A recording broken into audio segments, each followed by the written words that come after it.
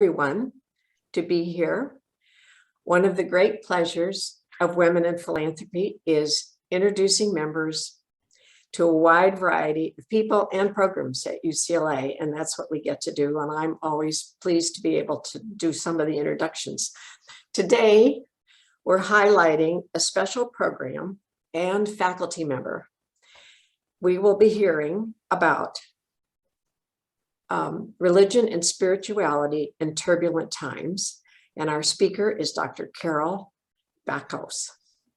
Carol is a professor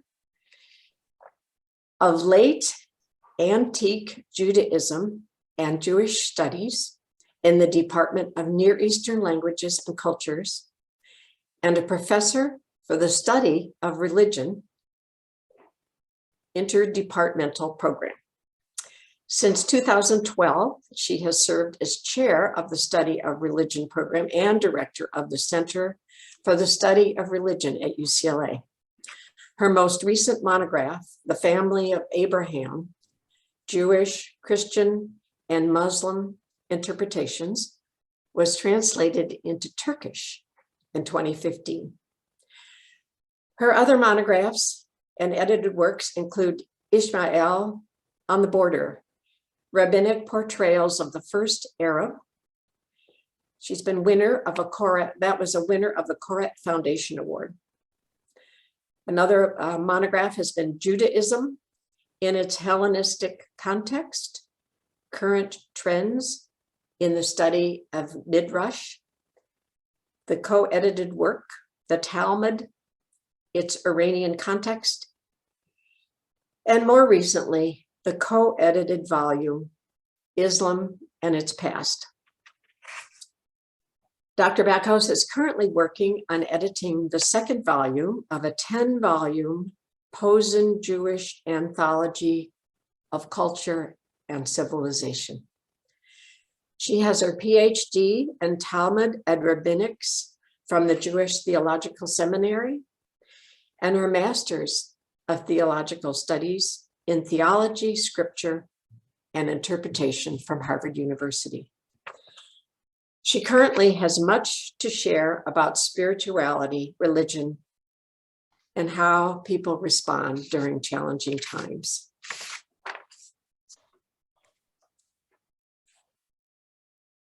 We'd like this to be as much of a conversation as possible, and that is what she would prefer.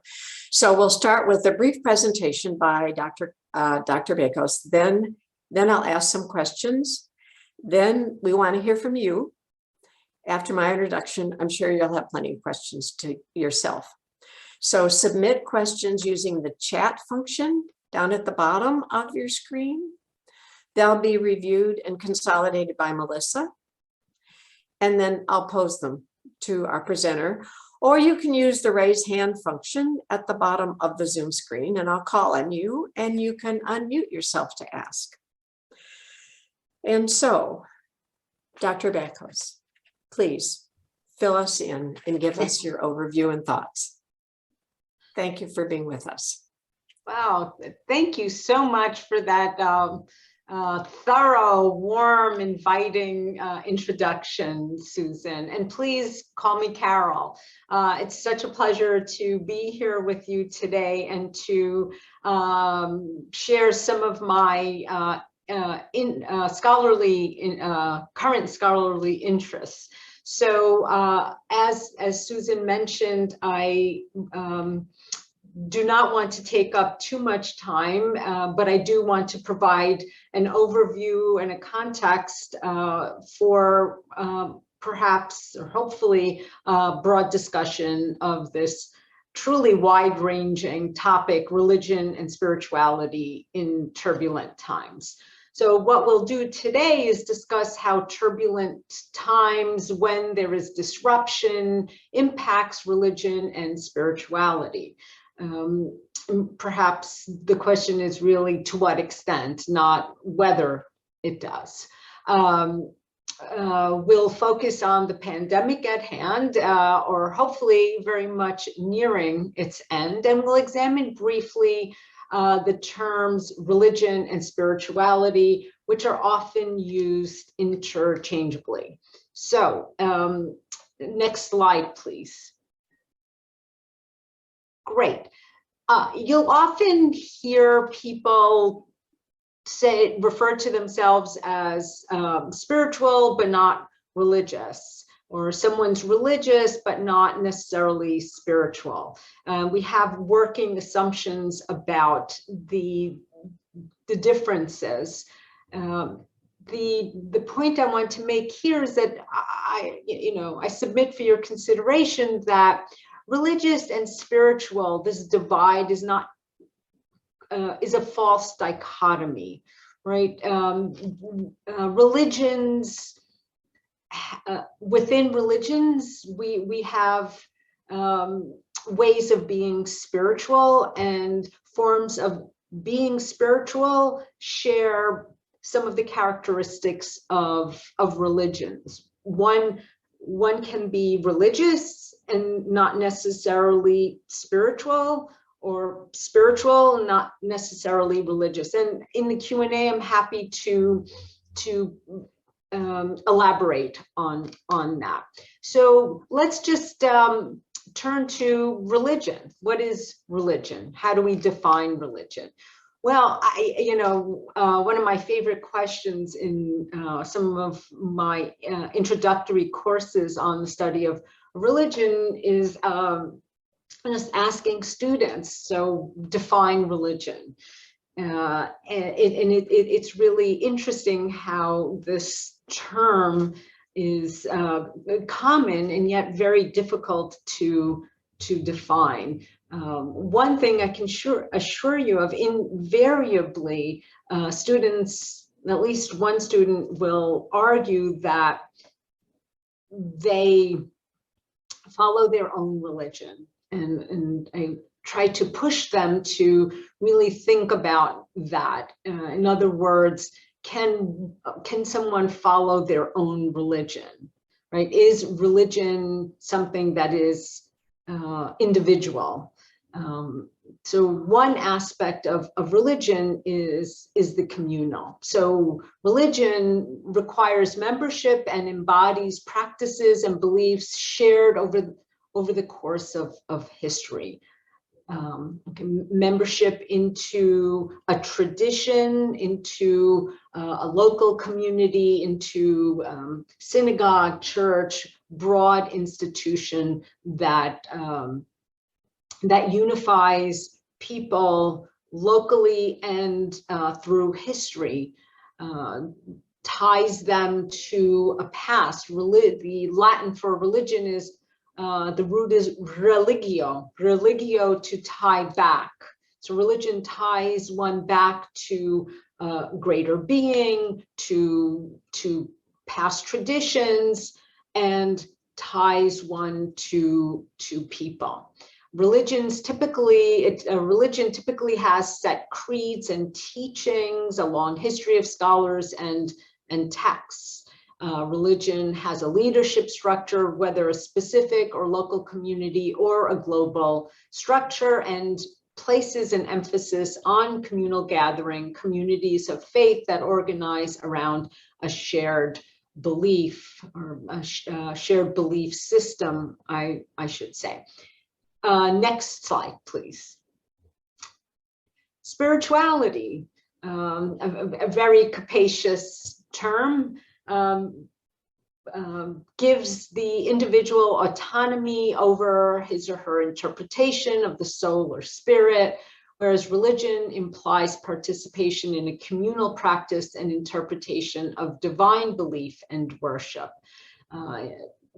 Spirituality, when we think of spirituality, we think of an emphasis on the mind, body, spirit connection. Interesting point to consider, 37% of unaffiliated Americans consider themselves spiritual but not religious. Okay, next slide. Okay, so religion plays, the role religion plays in the life of individuals. Sometimes we actually don't realize the role it plays in our lives until we are faced with a moment of crisis or have to deal with a traumatic experience. So just take a moment to think of what role religion plays, if not in our lives, but in the lives of others. When we think of, when we ask that question, these are some of the responses that we come up with. I'm happy to hear from you if indeed there are other roles that you think religion plays. So religion is a source of meaning and purpose. It's a source of comfort. It provides answers to big existential questions. What is the meaning of life? Is there something greater than myself? It gives structure to one's life, not just a moral structure, but structures one's relationship to others. It creates community, gives one a sense of grounding and belonging, and provides a moral compass.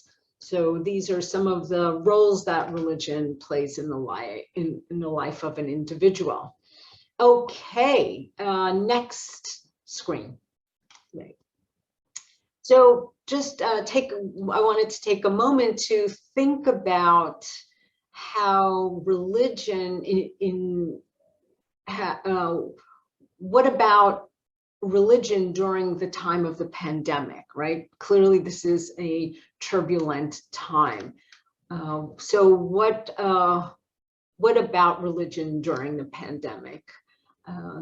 I have talked to a lot of people about this question, and some of the responses have been, well, people have turned to religion during the pandemic because of the unsettling aspects of the pandemic. Religion helped focus them, religion gives them meaning and purpose, again, comfort. I think of religion in a time of crisis, especially during the pandemic, as comfort food, right? This is something that's often familiar. People who have been religious and have walked away from religion come back when there's this fear, emptiness, a sense of a sense of being unsettled. And so when they found themselves going back to mass or to synagogue because of the comfort that going there, the familiar sounds and experiences, the familiar prayers, the songs, coming together with people, even if that meant being on Zoom. So during the pandemic, people turned back to religion. Not everybody, obviously. I'll say more about that. Religion during the time of the pandemic provides answers. And here, this is quite interesting for people who believe that the end is near. Well, okay, this is proof that the end is near. We are experiencing the apocalypse, and so the religion is a way of making sense of what's going on. Oh yeah, we're experiencing the pandemic because this is part of the beginning of the end. Yes, that can be terrifying, but it can, for certain believers, give them even greater affirmation in their religious beliefs. add structure to one's life. Not knowing what to do during the pandemic, well, but you can count on religion. You can count on going to mosque on Friday, synagogue, church, or going to Hindu temple. It's there. We can go. We'll go as a community. So religion during time of pandemic adds structure to one's life, fosters a communal identity, right? Offers a sense of belonging when we're perhaps all alone. And we have to think beyond ourselves. People who don't have family during the time of the pandemic, people feel isolated, but they can turn to their religious community and feel okay, settled, part of something greater than oneself. Grounds individuals, and it awakens spirituality. Certainly the pandemic, the sense of unsettledness compels people to seek out ways of connecting, and not necessarily to religion, but perhaps to the to nature. I'll say more about that. Next slide. Yeah, I'll say more about the spiritual turn. Religious and spiritual uncertainty in times of crisis. It's topsy-turvy. Well, beliefs are challenged. Belief in God. Really, during the pandemic, where's God in all this? Sure, someone has asked that. I don't know, maybe among the audience here, right? Belief in an afterlife. Well, is there an afterlife? Feels like this might be all there is. Belief in one's worldview or ethical code. In times of crisis, beliefs are challenged. Of course, in times of crisis, people turn to their beliefs for affirmation and reassurance. So there's also that dynamic taking place. Questions arise. Is this all there is? Why did this happen? What's next? So these are questions that come up during turbulent times, and beliefs are thrown.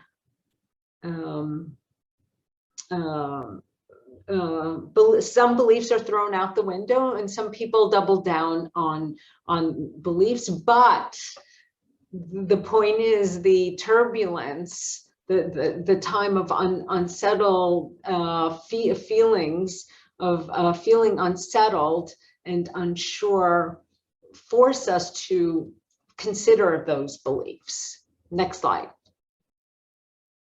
Yeah, so spiritual awakening during the pandemic. I found myself taking longer walks and really thinking about those larger questions. Is this all there is? And okay, what does that mean? And frankly, feeling unsettled, but taking comfort in nature, in running more, cycling, walking, thinking.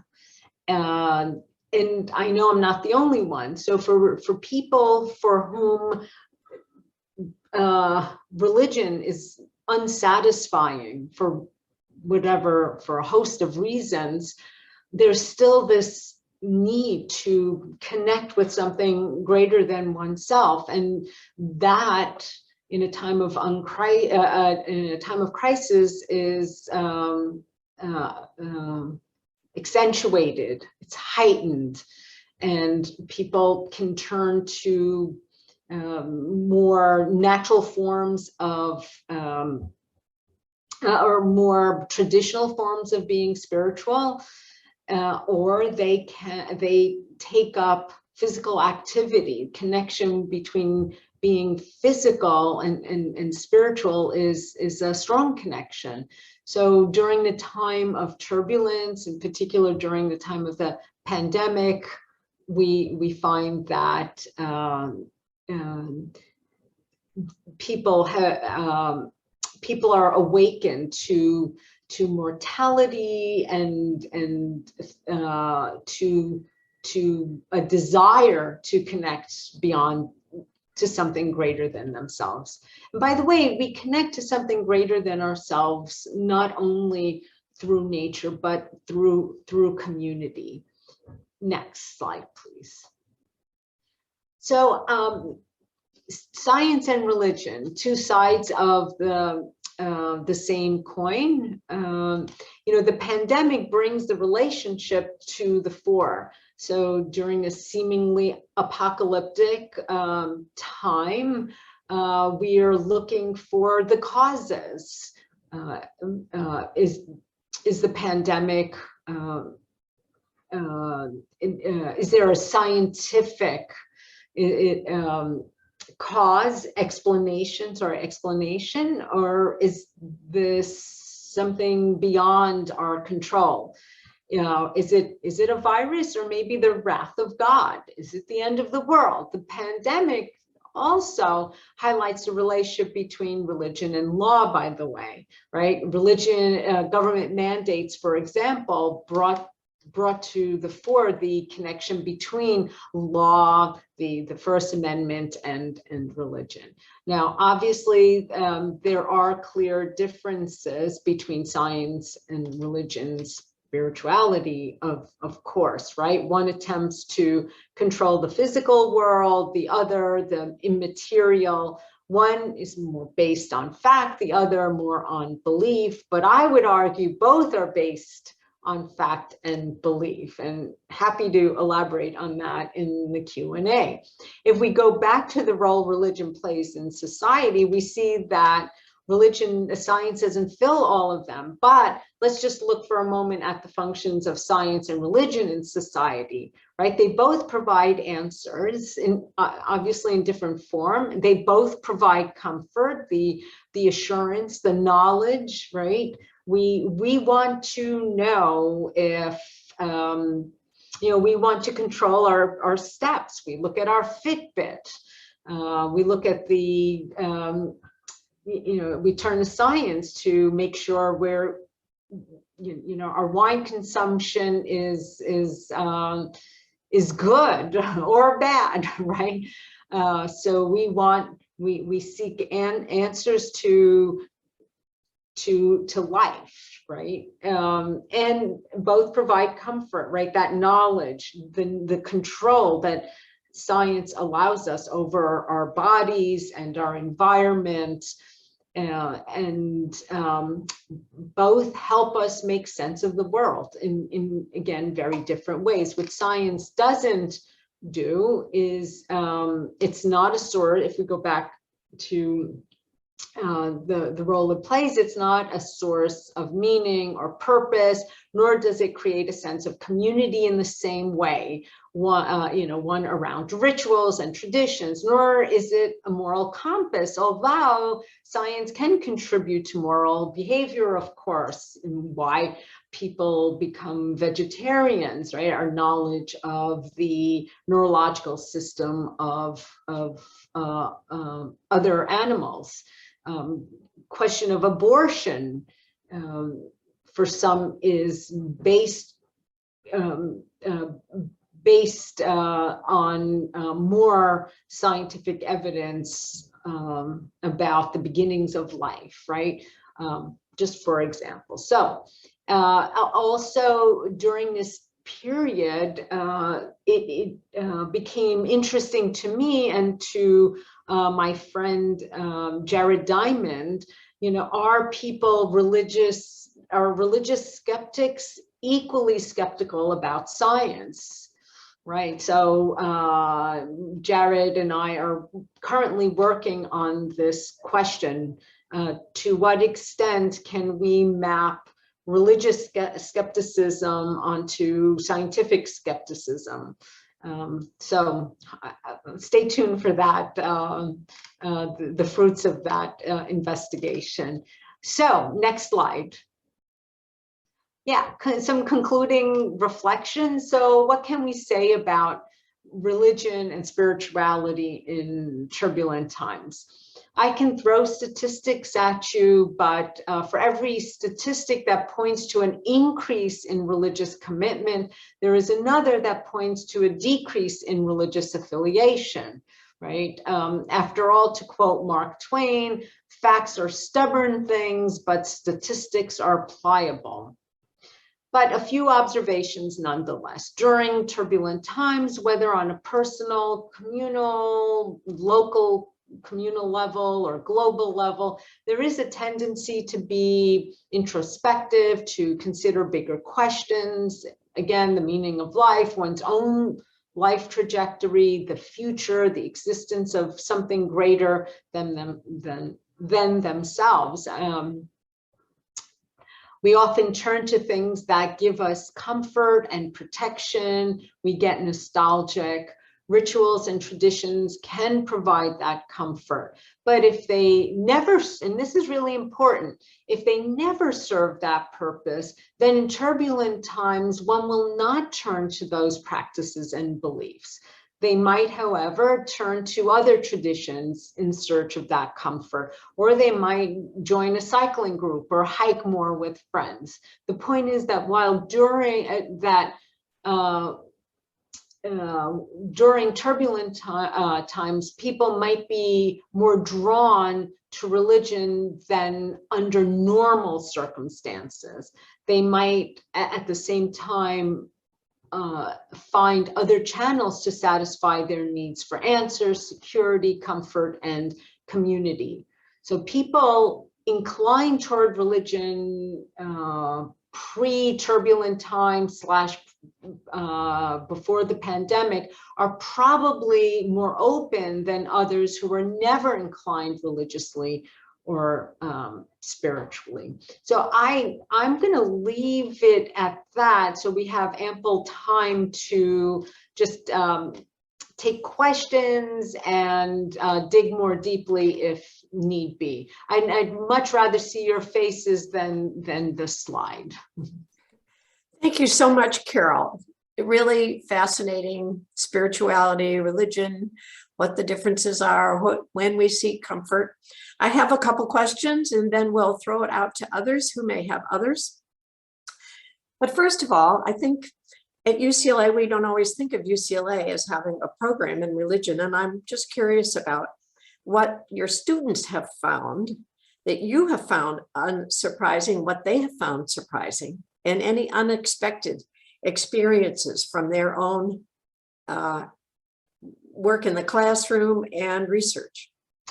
Yeah, you know, what they have found surprising is just how much they love learning about religion. Because learning about religion is learning about history, it's about literature, it's about community, sociology. Religion is interdisciplinary, and it's really wonderful to see how students' eyes light up.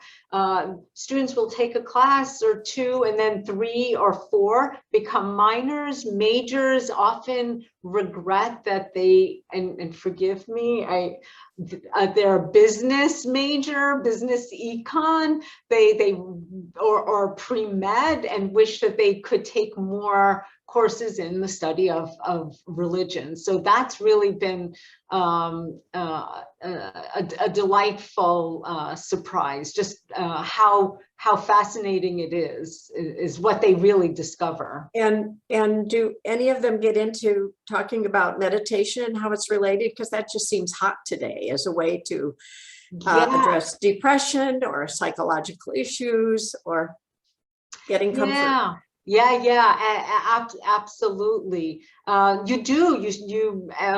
I also know this from my husband's kids. I'm not familiar with it, but there are all these apps meditation purposes, that they're drawn to that. It's another form of being spiritual, right? Yes. We think of the monks and their chanting. There's something to that. We haven't discovered something new here. It's just wrapped in it's a different package. Yeah, interesting. So one of the questions that came in is, have there been any studies about whether people have been more connected to their faith, become more observant during the pandemic? And if so, does age or gender make a difference? Yeah, that's a great question. And I confess that I am not. Yes, I'm sure there's a study out there, but I confess that I don't take much stock in a study because, again, statistics are pliable, right? And for every report out there that people are more religious, there's a report that comes in that they're less religious. I mean, I kid you not, I get on a near daily basis all these different articles and stories about people being more religious, less religious. Anecdotally, I would say that people, certainly at the beginning of the pandemic, turned more back to religion if they were, again, so inclined, and not if they weren't. It made no difference to Interesting. them. So what got you into this field? Yeah, that's a good question. What got me into this field? People fascinate me. I was a literature major and a literature philosophy major, and I just find religion to be a way of learning about people, about understanding what it means to be human. And here's, full confession or outing myself. I'm not even Jewish, right? But my interest in Judaism, in Jewish traditions, and the Jewish community drew me to the Jewish tradition, and I devoted I'm a lifelong learner of Judaism, and so that's what draws me to the study of religion. Interesting. Thank you. Yeah. Thank you. I have a hard trouble time seeing the whole gallery, so I don't know if anybody's raised their hand, but I haven't seen anything in chat. So I'm going to ask another question while others may be thinking about it. Let me see, what is the Vicki one? has her hand up. Who does? Oh, Vicki. Okay, please, Vicki. Thank you, Carol. Hi. Thank you for this wonderful explanation. I noticed one of your slides mentioned that you mentioned 37% of unaffiliated Americans consider themselves spiritual. And I wonder what that means in the context of maybe the rest of the 100%, and how many people actually, is all the rest up to 100% they consider themselves religious, or does 50% think they aren't spiritual or religious, or what? How does that work? Yeah, thank you so much. So it's 37% of the unaffiliated, the nuns. I don't know if you're familiar with the term the nuns. It sounds like N-U-N-S, but it's N-O-N-E. So on these surveys, check off your religious affiliation. And at the bottom, you have the NONE, the none, no affiliation. And that has grown significantly in America. In the past decade, it's shot up. And within the nuns in that group, 37% claim that they are spiritual. The other 63, if my math is correct, percent just don't consider themselves absolutely not spiritual or religious. It's a good question. Thank you for giving me time to explain that.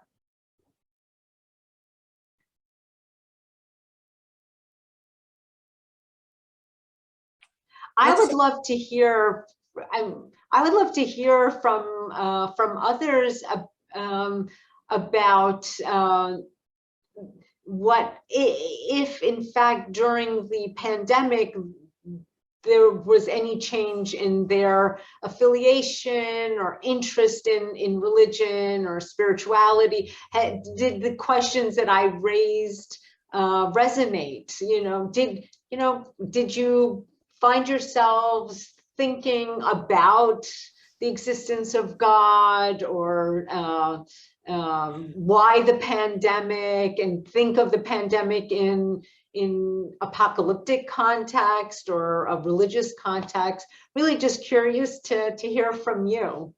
I saw Vicki Solomon had her hand up, so perhaps she can ask her question and then answer yours if you want. Yeah. I have a couple of questions. In the 37%, did you notice any variance by religion?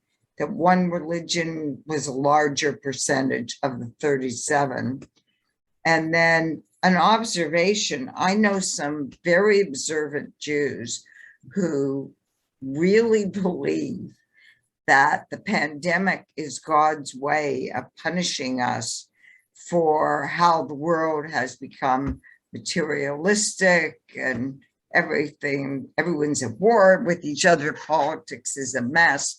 And it's a way of God trying to bring us together, because some people have gotten it more like we're in this together kind of thing. And then my last question is, if someone considers himself or herself ethical, but does not believe in God, do you put them in the religious category? Because like in Judaism, since you've studied it, there's Reconstructionists now, which is totally different from, I believe, the rest. And it's sort of a belief in ethics, but you don't have to believe in God. And so I'm sort of curious where you would classify those. Wow. Okay, Vicki, that last example of Reconstructionist, that's fascinating and fantastic, because it highlights some of the characteristics of religions, right? Notice that I didn't, when defining religion, there wasn't a belief in God. Yes, just I saw that. General beliefs. So even while in Reconstructionist Judaism, the focus is on ethical being ethical, it's actually more than that. It is about the people, Am Yisrael, the people of Israel, the Jewish people, it's peoplehood and the traditions of the people. So Reconstructionist Jews will keep kosher, because that is what being, for some Reconstructionist Jews, means. That's part of your ticket into being part of the community. That's part of what the peoplehood of the Jews. So I would say that Reconstructionism is a religion, because it has those characteristics of the community, of shared beliefs and practices, steeped in tradition. right? And a set of beliefs that, whether it is a triune Godhead for Christians or a monotheistic God, there's belief in something greater than themselves. That is the peoplehood of the spirit of the people of Israel. But so yes to the Reconstructionists, no to someone who is just moral. We have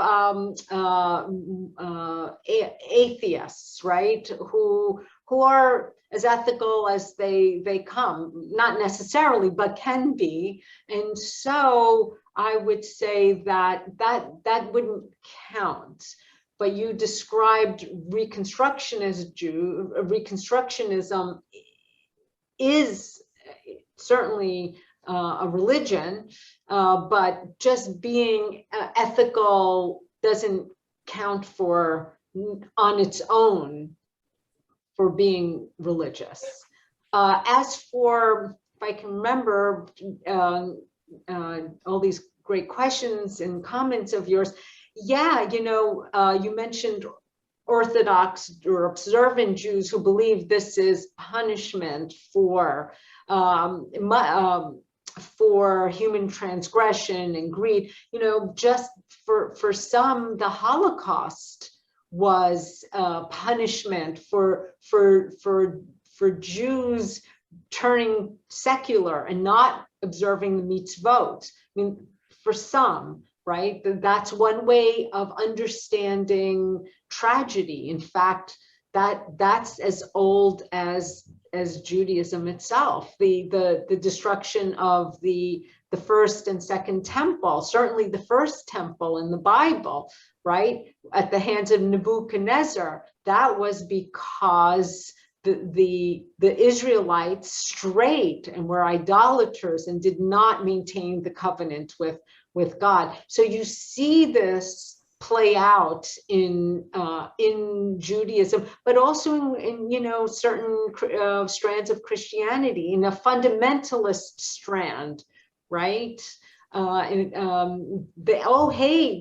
it is. It says, look at Revelation, the book of Revelation. The end is near. This is happening because people are not have strayed from God. So thank you so much, Vicki.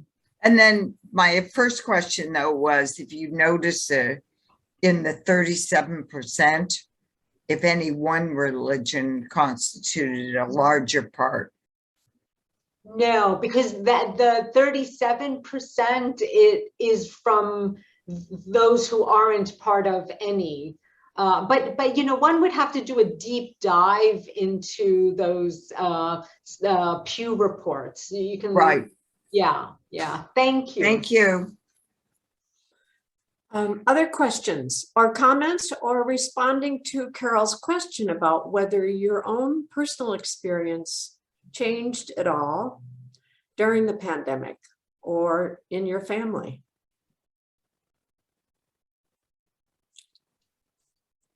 I know I usually go to church, and if you went to church during the pandemic, you weren't in church, you were outside, or even then they didn't have it. And I joined a group that talked about what was in the Bible, and I found it in some ways even a better experience than going to church. And I was mentioning earlier that recently there was a story about pastors of synagogues and churches leaving their jobs because people weren't coming. And so that meant there was no collection and there wasn't enough money. And so they needed to find another career. And I'm wondering whether you think that that's going to continue, because I believe it is a trend in the United States that fewer and fewer people are going to organized faith experiences, except for the evangelicals, which is growing, I believe. Yeah, I that's great. I meant to mention there was a recent article, I think it was in the New York Times, about the Trinity Church in Connecticut that is repurposing so that it's not just Presbyterian church, but a venue for those who want to engage in spiritual practices. So you absolutely see that that happening, that the turn from organized religion is major, and churches are shuttering and or repurposing, and but so for many this is terrible, right? But actually that energy is channeled in other ways, and people are creating community nonetheless. So if not through organized or traditional religious institutions, they are constituting new, maybe syncretic communities that, yeah. Marianne Murphy just put in the chat about experiencing a service on Zoom. And I'm wondering, Marianne, if we think that's going to continue, and how did you feel about it? Is it different? And perhaps Carol wants to comment on that as well.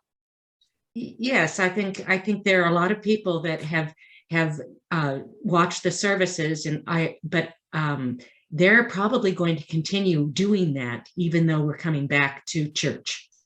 Our church is starting to do, of course you have to wear the mask and you have to do all, and there are a lot fewer people in the building itself. But yeah, that is something that I think is going to continue.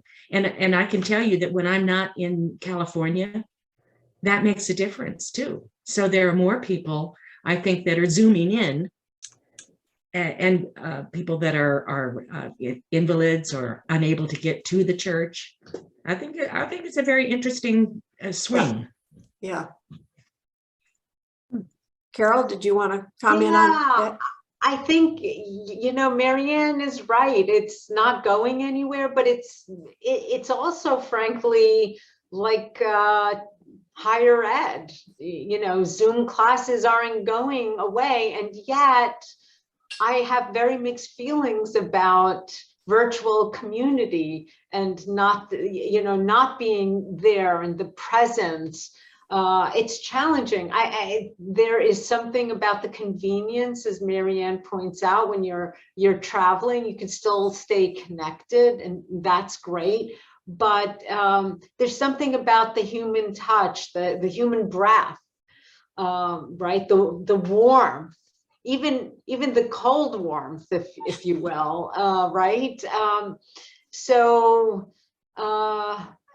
We can't deny that it's here to stay, but to what extent or how rapidly it'll transform the religious experience, or in my case here, the educational experience is yet to be seen.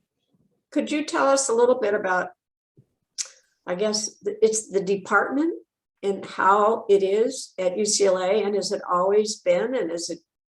Yeah, I'm excited to tell you about that. I do see Melissa's hand. I just wanted to make sure. Actually, go ahead and tell more about the department, and then I'll share. Yeah. I want to give you an opportunity to tell about the department versus my question. Yeah, well, we are, we are not a department. We are a program, an interdisciplinary program. But we are hoping to become a center for interdisciplinary instruction, which is just the step to becoming a department. It is a robust program. It's one of the jewels, frankly, of the humanities. You ask the dean, he always comes to our fall welcome reception, which I hope you will all come and join us at. We actually were able to have a physical reception this year, which was great. But we have lots of majors and minors, and our faculty come from across campus. We offer a variety of classes, and the center, which houses the program, has a lot of programming, and I really would love to see some of you, all of you, on Zoom or in person at our events that range from lectures on Jainism to interpretations of King Solomon and race and religion. So yeah, it's been great. I've been directing the center and the program since 2012, and I find it richly rewarding. And thank you for asking about it. Okay, Melissa, you had a question. I was wondering, Carol, if you're seeing differences amongst young people, especially high school and college students. I'm seeing that, like, my daughter and her friends their form of spirituality is quite different. I mean, it's manifesting, which is kind of like the secret, if you write things or say things or, have a strong belief that something's going to happen, it will manifest itself, crystals, all sorts of different types of spirituality and I'm wondering if that's a trend you're seeing amongst young people. It's kind of creating their own path and their own intention and what spirituality looks like. Yes, definitely. But I also, from my perch, I see something else. I see a lot of religious students, right? So to be clear, students who come to our classes aren't all religious. A lot are in the nun category or look like your daughter and her friends, but are just genuinely curious about people and traditions from which they have deviated or right. Often you'll hear students wanting to come to a class because their boyfriend or next door neighbor is Jewish and they want to know more. So we have those students, but we also have a lot of religious students. And there's a lot of students who are surprisingly traditional. They're a strong community. A lot of evangelical Christians on campus, campus ministry, Crew used to be called Campus Crusades. It's a Crew. I get the Muslim Student Association, Hillel. Students are, my point, Melissa, is that students are really hungry for something that feeds their spirits, and that can take form in manifesting or crystals or hiking and praying while they're hiking or creating some community. But there are also those students who seek it out from within those traditional institutions and means.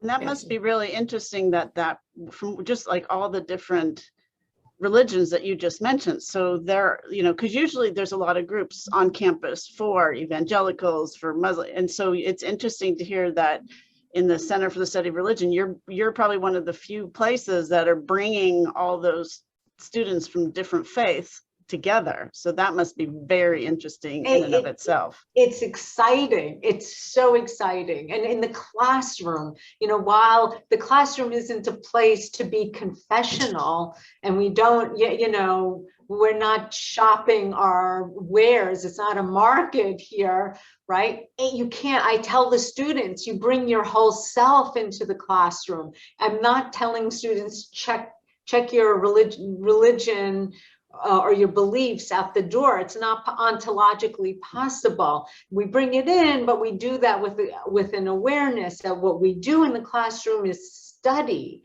We study religion. We study about religion. We don't study how to be religious, right? But that very activity that draws all these different people in is exciting, and for them and for me. Thank you very much. This has really been very thought-provoking and interesting, and I so value your sharing your thoughts and learning about the program at UCLA. Yes, Judith, I will go with you to applaud. Thank you. I appreciate your giving us the time and opening up your schedule. I know we've all found it extremely interesting, and we've had a lot of things about health, and this is another aspect of health, and it's really been great you've been available. We will be sending a follow-up email to all of you with a link to the Center for the Study of Religion. I wanted to convey to you that I've heard from Bea Mandel, who doesn't have internet right now, but she wanted to express her greetings to all of you and her appreciation to Melissa. So thanks for the inquiry about Bea earlier. I don't think she heard it, but she emailed me and I happened to look at my phone to see if, so there we are. I want to thank also the events team that has provided us support, Melissa Delgadillo and Juan Mejia and Lauren Gonzalez for giving us an ability to be able to see each other and for things to work. And also a great thanks to Betty Montano and Melissa Efron Hayek and our student worker, who some of you may not have met yet, Giselle Gonzalez. We hope you'll be able to join us for the third in our series that Melissa mentioned, the third in our series to anti-racism and systemic change. This will focus on what UCLA is doing internally to address these very complicated and controversial issues. And I think that's it for today. Thank you, everyone. Wait, there's something in the chat. Is there some last question or comment? Yes, Melissa's offering her thanks. Thanks to all. Bye.